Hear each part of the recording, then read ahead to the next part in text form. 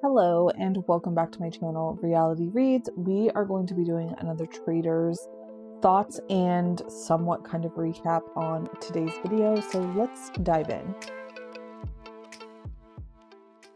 Before I fully dive in, I just want to kind of give like a little whatever about where I've been.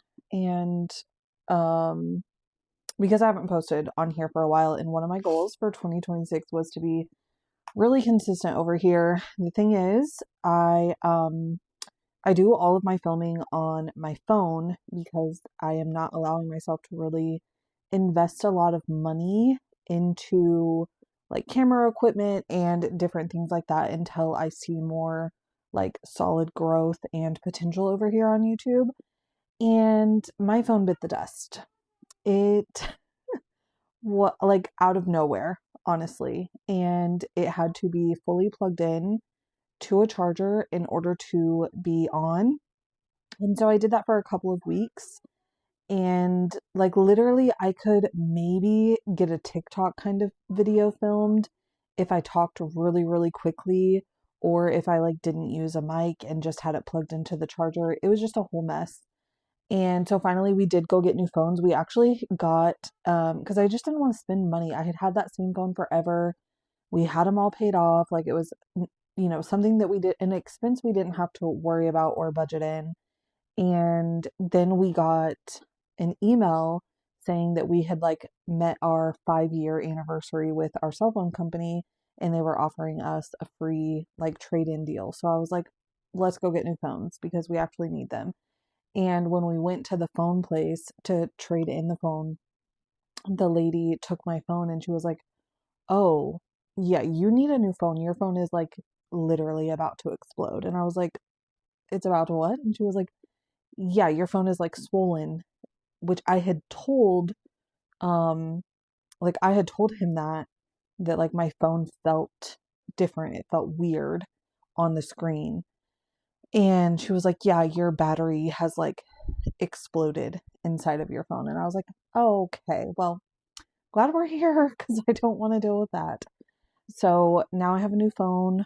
Um, and then honestly, just with everything that's been going on in our country and everything like that, I just haven't really been in the greatest headspace. I'm trying to really lean into my hobbies and different things like that more right now so that I can find some balance there and be in a better headspace. So it's been tough since I've had this phone for probably I think a week now, and I just never did sit down to like actually jump back into the YouTube side of things. But I'm like, today is the day. I had planned on doing like a whole Snowmageddon vlog because of the like winter storm that was happening over the weekend. But then with everything that happened Saturday, I had started that on like Friday night, and then Saturday came, and everything that happened in Minneapolis, I just kind of like sat and stared at a wall for the rest of the day. Honestly, the rest of the weekend is what it felt like. I also was sick. Um, so yeah, but I was like, today is the day we're committing to getting back on here. If no one watches this video, that is totally fine. But I just need to get back in the routine. So that's what I'm doing today. Okay, so we need to catch up on the Traitors, episodes 4, 5, and 6. So if you have not watched episodes 4, 5, and 6, you might want to come back to this video because I will be discussing everything that happens in those episodes. Honestly, I was kind of like, after the drop of episodes 4 and 5, I was kind of like, I don't know about this season. I don't know how invested I'm going to be in the season, just because it was really starting to feel like we were going to get a Traitors steamroll. And one thing about me, no matter what show I'm watching, when it comes to competition reality shows, I despise a steamroll. I think it's so uninteresting to watch. It's really boring. It's really predictable, and I hate it. However, after we got episode 6, we're getting some traitor on traitor discussions, and they're not all on the same page now, and now I'm a little bit more invested and excited to tune into episode 7. But yeah, I personally think that the seasons with the Traitors not necessarily being on the same page are way more interesting. It's kind of like if you think of it as like a pyramid and the Traitors are the top of the pyramid. If they're not super kumbaya up here, it just trickles down to everything else. It trickles down into the faithfuls. It also kind of gives the faithfuls a little bit more to go on sometimes because it's like, okay, why do these two people have beef? Like, what is the connection there? And if they can't figure out a connection, maybe the connection is that they're both traitors. So I just find those seasons to be more interesting. And in fact, after the episodes 4 and 5 came out, we rewatched because my spouse has never watched Traitors. This is their first season watching with me. And he was kind of like saying the same thing as me, is like, well, I don't know, like he was like, the show is good, but he was like, this is seeming like it's going to be a pretty predictable like run of things. And I was like, yeah, it's not normally like this. So we decided to go back and rewatch season 3, or a rewatch for me, but a first watch for him. And he was like, this is way better. We watched it all in one weekend. And he was like, this is way more entertaining. This is crazy. He loved Boston Rob and Dylan Efron. So, and Lord Ivar, which I was like, that's kind of a hot take, to be honest. But anyways, so we were both really happy to see that in episode 6, the Traitors are not necessarily on the same page anymore. And yeah, I think that another problem that I'm having with the season so far is the huge herd mentality that we have with these faithfuls. Honestly, that became even stronger here in episode 6. During that cabin challenge, when Natalie announces to everyone that if anyone takes a shield, they're going to be up for banishment, that is insanity. Because what's different, in the challenge prior to that, the challenge in episode 5, they had the option to take shields with their team or even individually, or no one takes a shield. But when no one takes a shield in that challenge, everyone is protected. That is not the case for this cabin challenge. Now no one is protected. And so a great move for like the Traitors that no one gets a shield. Terrible move for the faithfuls. Terrible, terrible, terrible. And the fact that everyone just went along with it. Like Jam Jam, which I'm not a fan of him, but him sitting there and actually like really contemplating like, hello, Mora, we need a shield. Like, let's be protected. And she was like, no, we're not doing that. It's like, my problem is like, I want people that really want to be there and like stay there. And I feel like going for a shield kind of shows that you really genuinely still want to be in the game. My other problem with it is just having that blanket agreement is such a benefit for the Traitors compared to the faithfuls. And I don't know why they don't see that, because if you don't have that agreement that no one is going after shields, everyone's only going after money, then you can kind of see like who is tempted to get shields, who is tempted to only get money because they don't need a shield. Different things like that. Like it gives you more information to figure things out. Is it necessarily always accurate information? Not always. Sometimes your reads are off, but it still gives you something to go on. And I feel like right now, they're still just grasping at straws. These people have zero idea what's going on. And I do think that a lot of that has to do with the whole secret traitor thing. I think we're still seeing some ripple effects of that, because typically if you would have gotten a traitor out at the second round table, one, there would have been a recruitment probably by now, or you would have been like, they were trying to draw in, some connection between Donna and Ron Funches. That didn't end up being the case, but like, Donna didn't have any traitor connections to anyone because she was the secret traitor. With a regular traitor, might not be the case. You might have seen, she didn't have to converse with anyone. Even when they did the murder in plain sight, she just gave the list. She didn't actually have to do anything in sight the way the others did. To where it's like, had she had to be a little bit more involved in that, they could have gone back and said, okay, we know Donna is a traitor now. Who all did she talk to on the night that Rob C got murdered? Because we know that they have to talk. So who was she seen in a room with? Or, did anyone pick up on anything with her? Like, because she would have been involved, but she wasn't involved because it was part of the secret traitor thing for her to be alone. So it's like, I do genuinely think that we're still seeing some ripple effects from that. And I think a lot of people are discounting that completely, because sometimes what's kind of like frustrating about watching the Traitors is like the time that we're seeing and like getting information and the amount of time that they actually have feels so off, because like now we're on here when we go into episode 7. This will be our 4th week of getting Traitors episodes drops.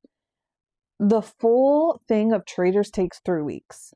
Like, they're already done by now. Like, they would already be done by now filming everything. And we still have many weeks to go. And so it's like we're having more time as the audience to sit and digest and dissect all of this information. Not to mention, we just have more information than all of them anyways. But like also the time that like we have to digest and dissect this information is way longer than what they have. And so it is kind of frustrating to like, I love to try and put my mind like in their shoes as best as I can. And it's really hard to do with Traitors because of that time difference. It's why I love Big Brother so much, because I can, you know, kind of analyze everything in real time, and I'm finding out information the same time as them. And the only thing that's like different about us and them is actually being there. And we do also have a lot more information than them because we're seeing all of the different conversations, not just theirs. So, but it's a little bit easier to analyze because of the time being the same when you're watching the live feeds. So, you know, basically what I'm saying is what we've eliminated, like 4 people, they've been there 4 days. We haven't even seen them make it a week yet. And we're 4 weeks in. So like, I think a lot of people tend to forget that. And I think that's something really important to remember, because I'm seeing a lot of people be like, myself included, like these faithfuls are terrible, but it's like, there's a lot of things working against them right now. Every cast has the time thing that I'm talking about, but this is the first cast that has had that secret traitor. And I do think that it's made an impact on being able to discern different information. Only other thing that I really have to say for this season is obviously I can't wait for Colton to be off of my TV screen. I hope that that is coming very, very soon. Very annoyed with Peacock for releasing their statement about like online hate and bullying. I know Danielle, because I made a TikTok about this where I said like it's extremely telling that you're releasing the statement this season, but you were quiet and silent when Danielle Reyes was a Black woman getting a lot of hate on your show last season, and you said nothing. Danielle did come out and make a comment and say that like they behind the scenes they were doing a lot. They had people checking in with her, making sure she was doing okay, and she reassured them that she was fine. This wasn't her first time getting online, you know, heat and hate and whatever, and like she can handle it. So I feel like she was kind of defending the fact that they made that statement this year. I'm still going to call BS on it, because whether the person that's getting the hate asks for you to make a statement or not, if you genuinely believe the words and stand by the words that you said in that statement, the person wouldn't have to say anything.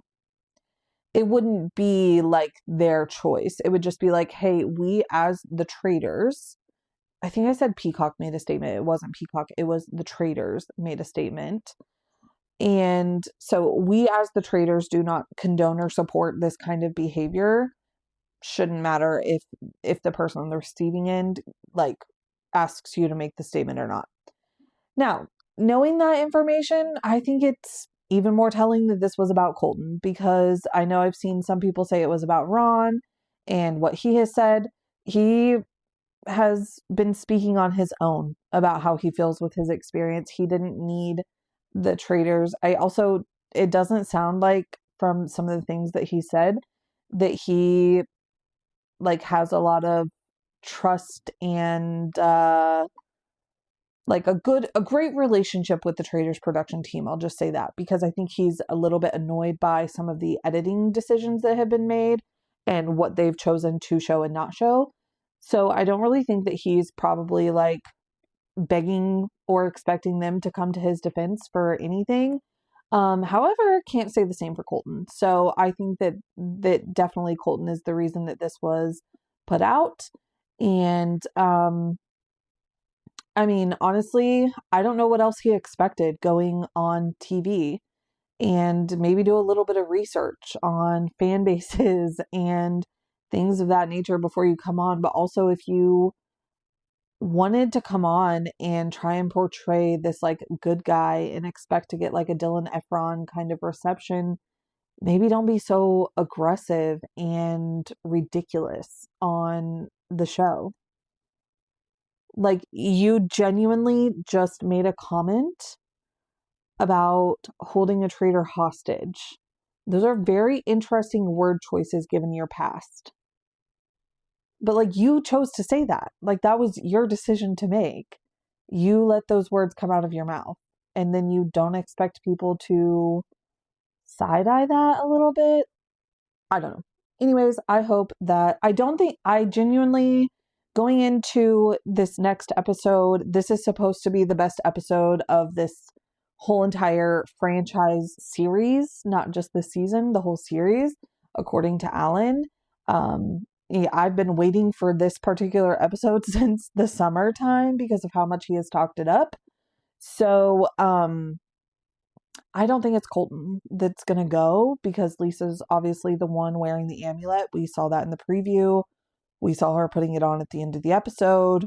And while I don't think that Lisa is necessarily playing the best traitor game, I think she knows that going for Colton is going to be way too obvious, especially considering it's a like in plain sight kind of situation. So I don't think it's going to be him. I wish it was. And if he's not going to be the one schmurdered, I'm really hoping that he's at least the one banished. But I have a feeling that whatever happens at this banquet is going to severely sideline any previous conversations that they were kind of having. Like, they finally got Ron out because that was a theory they had kind of been considering and chasing for the last couple of days, and they kind of wanted to tie a bow on it. But we've been seeing them talk for a little bit now, kind of suspicious of Colton as well. But my fear is that whatever happens at the banquet is going to put all of the Colton stuff to like the back of their brain, and it's going to bring someone else to the forefront. So hopefully I'm wrong, because I would really love if this is the last week that we have to see him on our screens, but I fear it's unfortunately not. So yeah. But those are all of my thoughts on the Traitors so far. One last thing, I'm really glad that we're finally seeing a little bit more from Mark Ballas. If you watch kind of my preseason thoughts, he's someone that I just thought would be really good at this game. And if you remember back on season 3, Brittany Haynes actually played a pretty good faithful game. Obviously, she had Danielle in the turret that was kind of protecting her a little bit, but she was also making pretty decent connections with a lot of people. And I feel like Mark is doing the same. And she was kind of like in the background of majority of the season until some of the louder people kind of got out, like Boston Rob, Bob the Drag Queen, Derek, even Wes, some of those kinds of people. Once they got out, Brittany kind of came to the forefront a little bit more, and she made it, really far. She was the last banishment of the season. So I think that Mark Ballas is kind of on that same trajectory, which is actually kind of what I had predicted for him. So hopefully he makes it far, and he's someone that I am actually hoping gets recruited at some point. And I think that still is a possibility, because we know from some of the information Rob C has given after his episodes aired and different interviews and stuff that he's done, he has talked about how he was playing a pretty close game to Candace and Mark Ballas. So Candace and Mark do have a little bit of a connection.